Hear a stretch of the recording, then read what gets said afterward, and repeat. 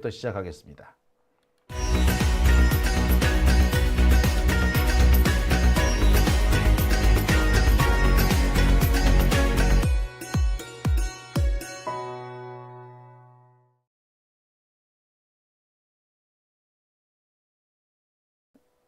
오밤중 뉴스 함께하고 계십니다. 오늘부터 연휴가 시작되나요? 참네. 휴가 가실 분들 많으리라 생각되는데 사실 솔직히 저도 이번 주에 휴가를 갈까라고도 생각을 했었습니다. 그런데 정말 단 한시도 쉴 틈을 주지 않네요. 단 한시도 쉴 틈을 주지 않는다는 얘기 그동안 참 많이 했는데 이번처럼 어처구니 없는 때도 또 없는 것 같습니다. 사실 우리가 마지막 순간까지 안심해서는 안 되는 거 맞았어요. 정권을 우리가 되찾아오더라도 저들을 뿌리째 뽑아내기 전까지는 절대 안심해서는 안 된다라는 생각이 듭니다.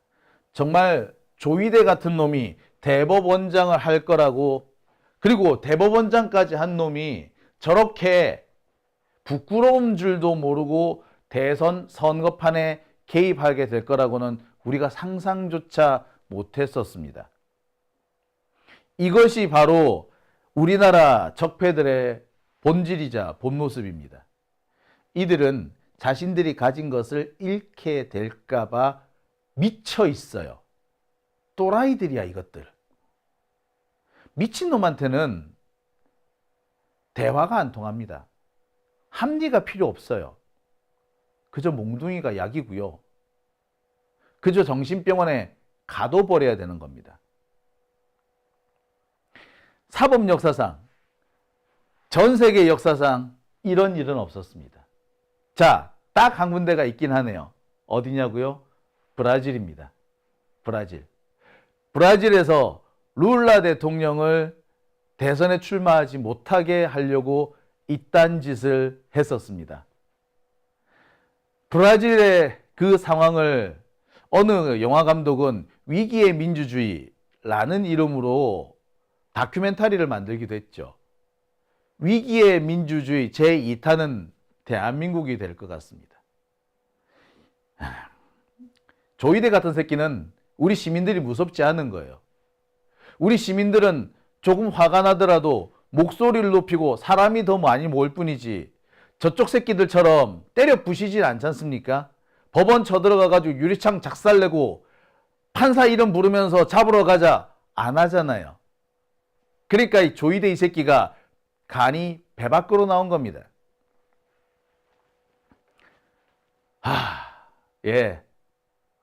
처음부터 끝장을 봤었어야 했던 겁니다. 첫 번째 주제, 조이대의 대선 개입, 세계 사법 역사상 이런 일은 없었다입니다.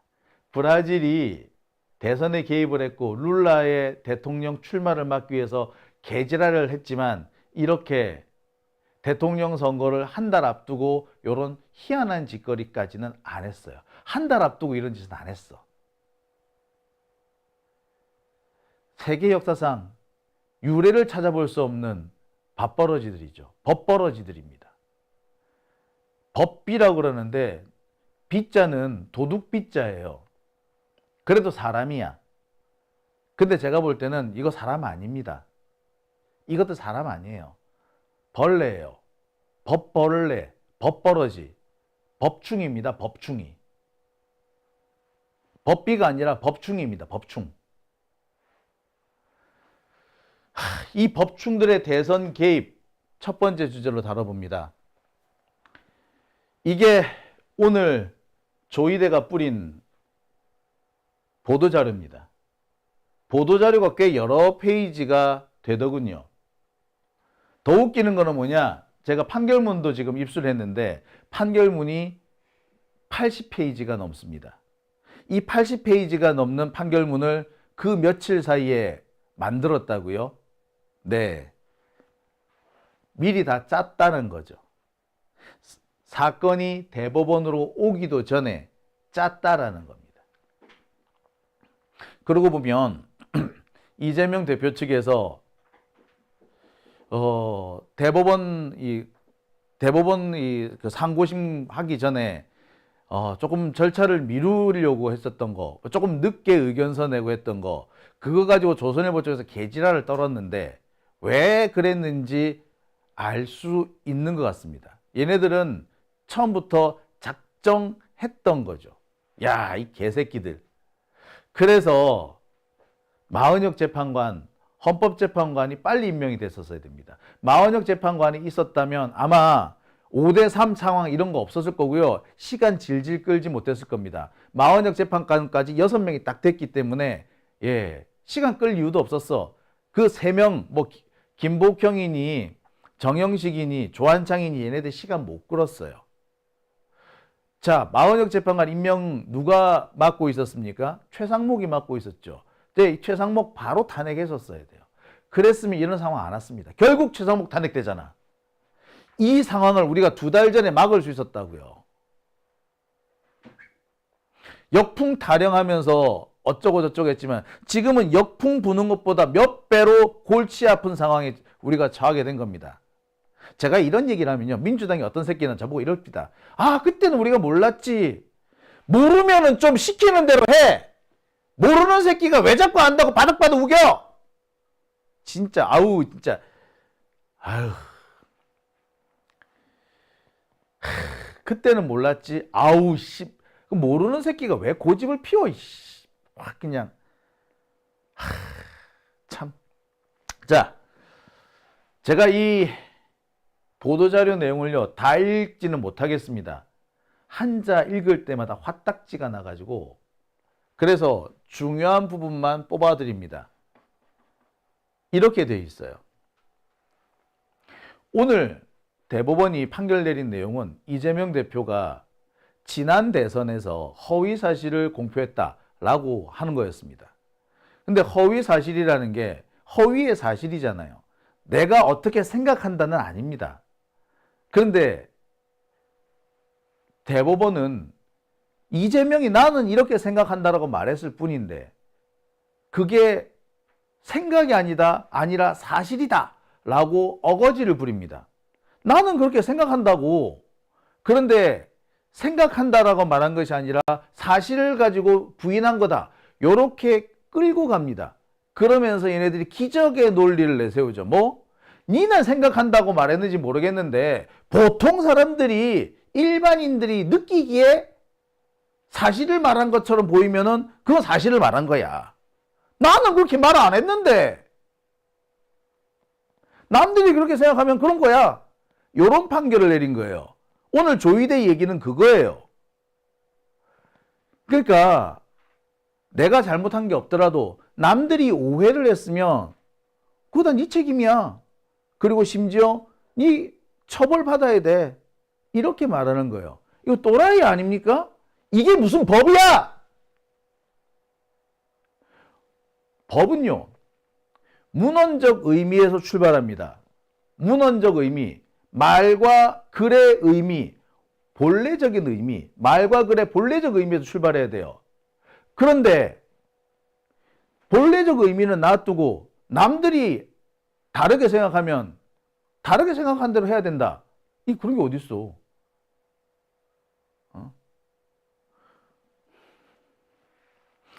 이런 식으로 몰고 가기 시작하면은 없는 죄도 만들 수가 있습니다. 지금 조중동 새끼들 툭하면 하는 짓이 뭐예요? 사람 말하는 거 꼬투리 잡아서 없는 죄를 만들잖아요. 그래서 남들이 이렇게 생각하니까 네 말 잘못한 거고 너 죄를 지은 거다. 이딴 식으로 몰고 가게 되는 겁니다. 앞으로 다 그렇게 나올 거예요. 아니 그렇게 되면은 윤석열이는 한동훈이는 진짜 아유 씨. 자, 요즘에 한동훈이가 그 삼성 뭐 이런 판결 뭐 이거였나요? 김문수하고 무슨 판결 가지고 얘기를 하는데 김문수가 한동훈이 뭐 수사를 잘못해서 어떻다 요렇게 까니까 한동훈이 뭐라 그랬냐? 그거 기소할 때 제가 거기 부산에 있었는데요. 좌천당에 있었는데요. 이러고 얘기합니다. 그런데 그 직전까지 한동훈이가 수사에 관여하긴 했잖아. 수사에 관여한 부분은 싹 빼버리고, 나 기소할 때는 내가 부산에 있었어요. 나하고 상관없다고 얘기한 거지. 근데 진짜로 그러면은 상관없느냐? 아니잖아. 그럼 한동훈이 이 말도 사실상 허위사실 공표인 거예요. 이렇게 되면. 남들이 볼 때 수사에 아무런 터치를 안 했다. 요 얘기를 한 거잖아. 근데 아무런 터치를 안 한 건 아니죠. 하긴 했단 말이야. 초반부에 했든 중반부에 했든 하긴 했단 말이야. 이게 뭐야 이거. 자, 제가 이해를 잘못했다고 생각한 분이 계실까봐 판결문의 일부를 가져왔습니다. 발언의 의미를 확정할 때는 발언의 관계를 치밀하게 분석, 추론하지 말고 일반 선거인에게 발언의 내용이 어떻게 이해되는지를 기준으로 살펴야 한다. 발언의 내용이 어떻게 이해되는지 기준으로 살펴라. 남들이 어떻게 들었느냐, 말하는 사람이 어떻게 말했느냐가 아니라 남들이 어떻게 들었느냐, 이걸 중심으로 판단해라는 거예요. 그러면서 뭐라고? 그러면서 일반 선거인에게 주는 전체적인 인상을 기준으로 발언의 의미를 해석해야 된다. 일반인에게 주는 인상을 중심으로 판단하라는 거야. 그 인상이란 걸 어떻게 하는데?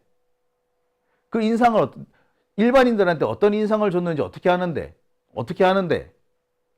에? 몰라요. 일반인한테 어떻게 인상을 주었는지 아는 게 뭐냐면은 그 말의 문헌적인 의미부터 따지는 거예요. 이 문헌적 의미에서는 이런 뜻이다. 일반 대중이 어떻게 인식했다? 그건 오해일 수도 있잖아. 남들이 오해했다고 내가 그 오해까지 책임을 져야 돼? 내 말에 잘못이 없으면 없는 거예요. 오해? 이 부분에 대해서 정치적 책임이나 도의적 책임을 지라는 수도 있으나 이걸 가지고 법적 책임을 지라고 말하는 거는 이건 또라이 짓이야. 판사들이 그런 것도 몰라? 예. 이거는 판사가 몰라서 그런 게 아니라 그냥 이렇게 어거지를 쓴 겁니다. 그냥 이재명을 죽이고 싶었던 거예요. 진짜 어처구니가 없는 얘기 아닙니까? 일반인에게 주는 전체적인 인상을 기준으로 공표된 발언의 의미를 해석해야 된다. 일반인에게 주는 전체적 인상을 기준으로 의미를 해석해야 된다. 참, 기가 찼어.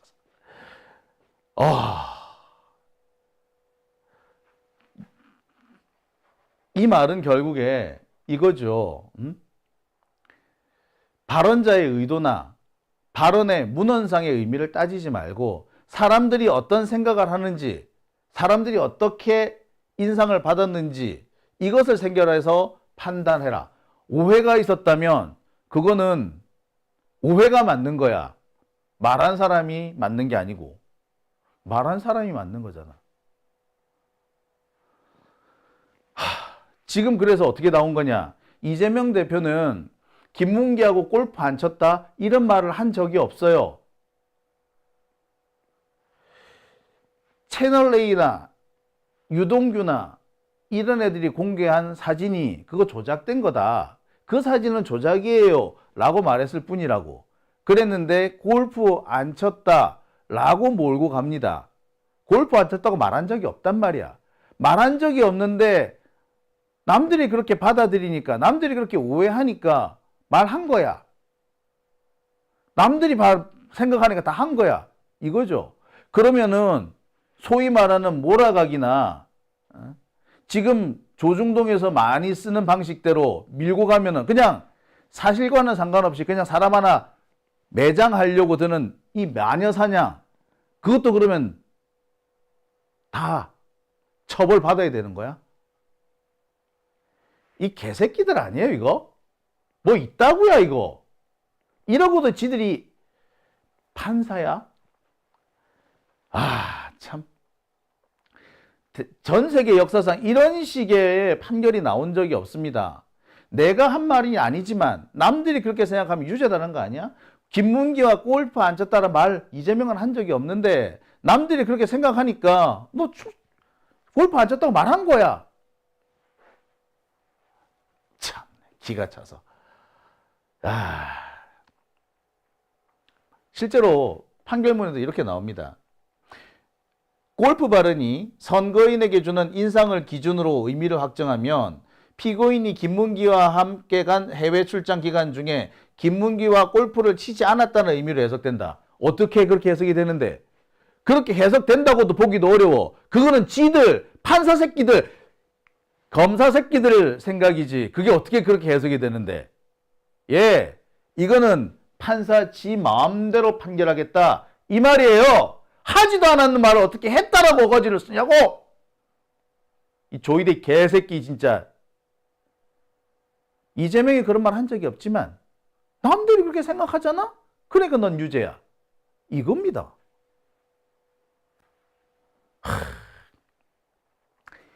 이거는요, 1심 판결하고 똑같습니다. 1심에서 한성진 판사가 내렸던 판결하고 오늘 조이대가 내린 판결은 정말 한치도 틀리지 않아요. 자, 이번 사건이 대법원에 배당이 된 게 지난 22일입니다. 그리고 일주일 만에 판결이 났어요. 이 사이에 회의하고 합의하고 다 했다는 얘기죠. 그랬다면은 이미 정해진 결론이 있었다라는 말인 겁니다. 그 정해진 결론이 뭐야? 1심 판결문이었던 거지. 오늘 대법원에서 보도자료니 판결문이 뿌렸지만 그 판결문 내용 실제로는 1심 판결문하고 똑같아요. 어떤 거는 토시 하나 안 틀리고 똑같은 부분도 있더라. 1심 판결 한번 볼게요. 이게 1심 판결 내용입니다. 여기에서 해외 출장 중 김문기와 골프를 치지 않았다는 부분, 이 부분에 대해서 1심 판결이 뭐라고 했느냐? 이 판결은 김문기와 함께 간 해외 출장 기간 중에 김문기와 골프를 치지 않았다는 것으로 판단됨. 이게 1심 판결문이에요. 자, 아까 보여드렸던 오늘 대법원 판결, 골프 발언은 피고인이 김문기와 함께 간 해외 출장 기간 중에 김문기와 골프를 치지 않았다는 의미로 해서 똑같네? 똑같네? 자, 어떻습니까, 여러분? 1심 판결을 뺏긴 거지, 그러니까. 진짜. 예. 이럴 거면 뭐 하려고 대법원 갑니까? 진짜 아이씨. 자, 여러분들 헷갈리실 것 같아 가지고요. 제가 다시 한번 보여드리겠습니다. 자, 이 부분 확대해서 쫙 보여드릴게요. 자, 여러분 잠시만 좀 기다려 주세요. 제가 딱 비교를 해서 보여드리겠습니다.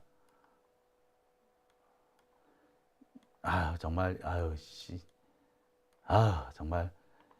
이게, 자, 보여드릴게요, 여러분. 한번 보세요. 자, 제가 한번 보여드리겠습니다. 자, 아이고, 이런. 자, 지금 위에 올라와 있는 이 노란색이 1심 판결문의 내용입니다. 밑에 있는 하얀색이 오늘 나온 대법원 판결문입니다. 골프 발언은 피고인이 김문기와 함께 간 출장 기간 중에 김문기와 골프를 치지 않았다는 것으로 판단됨. 골프 발언은 피고인이 김문기와 함께 간 해외 출장 기간 중에 김문기와 골프를 치지 않았다는 의미로 해서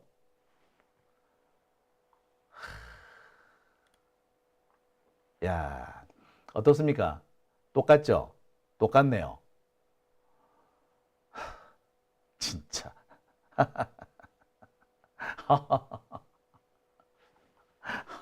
진짜. 예. 그러니까 여기서도 알 수 있죠. 조이대는 처음부터 결론을 내려놓고 거기에 끼워 맞춘 겁니다. 나머지 대법관들은 조희대의 고집에 그냥 끌려갔다. 법적인 판결을 한 것이 아니라 그냥 정치적인 판결을 한 것이고 선거에 개입을 한 것입니다. 백현동 부분도 마찬가지예요. 백현동 부분도 똑같아요. 이거는 오늘 있었던 대법원의 보도 자료고요. 자, 다음 자료, 다음에 보여드릴 이 자료는 지난번 1심 판결문 자료입니다. 1심 판결문에서도 보면 백현동 부지의 용도지역 변경은 의무조항에 근거한 국토부의 요구에 따라 어쩔 수 없이 한 것이 아니라 스스로 검토하여 변경한 것임. 자, 그리고 또 뭐? 이 사건 의무조항의 적용 범위가 확대되었음. 그래서 의무조항에 의해서 성남시와 무관하게 용도지역 변경을 강행할 수 있다는 것은 의미가 아닌 그런 의미로 볼 수 없다. 이렇게 또 판결을 내렸습니다. 자, 말씀드렸다시피 이것도 보면 이게 1심 판결문인데 오늘 있었던 대법원 판결문하고 진짜 똑같아요. 자, 보면은 네, 이렇게 나옵니다.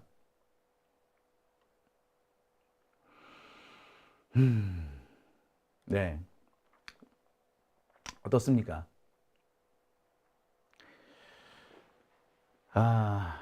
결국 1심 판결 내린 판사하고 조희대는 처음부터 한편이었던 거죠. 그나마 항소심 판결을 내린 판사는 좀 독자적이었던 겁니다. 그나마 고등법원이었다고. 결국 판사가 문제였던 거죠. 자, 1심 판결 판사는 한성진입니다. 71년생으로 서울 출생이라네요. 명도고와 서울대에 나왔고 연소원 30기랍니다. 중앙지법과 서울고등법원은 2010년 뭐 그 무렵 2010년대 이때 근무를 했고요. 2020년 들어와서는 부산지법이나 성남, 서울 북부지법 여기에서 근무를 했습니다. 그러다가 조희대가 딱 들어오자마자 얘가 북부지법 판사로 있다가 바로 콜돼서 서울중앙지법으로 옵니다. 재밌는 거는요. 이 한성진 판사의 이 사람의 판결 내용이 언론에 별로 보도가 된 게 없었습니다. 그런데 놀랍게도 이 사람이 중앙지법에 오자마자 옛날 그것도 한 달 전에 있었던 이 한성진 판사의 옛날 판결이 보도가 탁 됩니다. 어떻게 한 달이나 지난 사건의 판결이 보도가 되죠? 그것도 법원을 옮겼는데 이거는 있을 수가 없어요. 저는 이렇게 뒷북치는 보도 나오는 걸 본 적이 없어요. 보도 나오는 것도 딱히 중요한 사건도 아니었습니다. 어떻게 중앙지법 발령받고 한 달 뒤에 북부지법에서 판결했던 내용 중앙지법으로 옮겨왔는데 옛날 직장에서 내렸던 판결이 보도가 됩니다. 한 달이나 지나서. 의도적으로 얘를 좀 키우려고 보도한 거죠. 사후적으로. 그러니까 애시당초에 이 한성진 판사가 중앙지법에 온 것은 법원 수뇌부, 더 정확하게는 조희대의 의중이 담겼던 거죠. 그러니까 1심하고 3심하고 판결문이 똑같은 거야. 우리는 이걸 보고 사기 협잡이라고 합니다. 그러니까 조희대는 대법관이나 대법원장을 할 놈이 아니라 사기를 쳐야 되는 놈인 거지. 더 놀라운 거는요. 딱 판결 끝나자마자 한덕수가 사퇴 발표를 하잖아. 전체적인 인상이 어떻게 됩니까? 가장 유력한 대선 후보였던 이재명 대표가 소위 말하는 사법 리스크에 발목이 잡힌 사이에 한덕수가 갑자기 짜잔 하고 나타나서 새로운 대선 후보, 유력 대선 후보가 된 이런 모양을 만들어 놓은 거 아니야. 외국의 언론들은 다 그렇게 볼 거예요. 자, 나중엔 이 외국의 언론 보도를 가지고 거꾸로 우리나라에 갖고 들어와서 봐. 외국은 다 이렇게 봐. 라는 식으로 몰고 올 겁니다. 예. 국내에서 언론 플레이가 안 되니까 이제 외국 언론, 해외 외신을 통한 언론 플레이를 하고 있는 겁니다. 야, 참. 이것들이 인간입니까? 게다가 이번 조이대 판결 내린 거 보면 절차적으로 하자가 너무 많아요. 배당을 소부에 하자마자 갑자기 전원합의체로 가지고 오고, 전원합의체로 가져오자마자 바로 첫 번째 평의를 열고, 첫 번째 평의 열자마자 이틀 뒤에 두 번째 평의 열고, 그러고 난 다음에 한 주 뒤에 바로 선고하고. 이거 정상적일 수가 없어요. 이거 정상적이지 않아요. 정상적이라면 이렇게 빨리 날 수가 없어. 판사들이 이렇게 후다닥 하지도 않아요. 그렇게 후다닥 할 이유도 없었고, 오로지 이재명을 죽이기 위해서였으니까 이런 일이 가능했던 겁니다. 제가 알기로는 그렇습니다. 전원합의체에 배당이 되면은 열흘이 지나야지 첫 번째 평의를 열 수 있는 걸로 알거든요. 이게 제가 알기로는 대법원 내규로 되어 있는 걸로 알고 있는데, 이 내규를 안 지킨 걸로 보입니다. 자, 이 문제는요, 우리가 면밀하게 검토해서 탄핵을 해야 될 이유가 됩니다. 만약에 이것이 면밀하게 내규를 위반한 것이 맞다면 이 판결에 가담한 대법관들은 줄줄이 탄핵해야 합니다. 탄핵이 답이죠. 정말 대한민국의 가장 문제는 법조계였습니다. 예. 우리가 맨날 적폐했는데 적폐의 본질은 바로 저놈들이었던 거죠. 오밤중의 뉴스 함께하고 계십니다.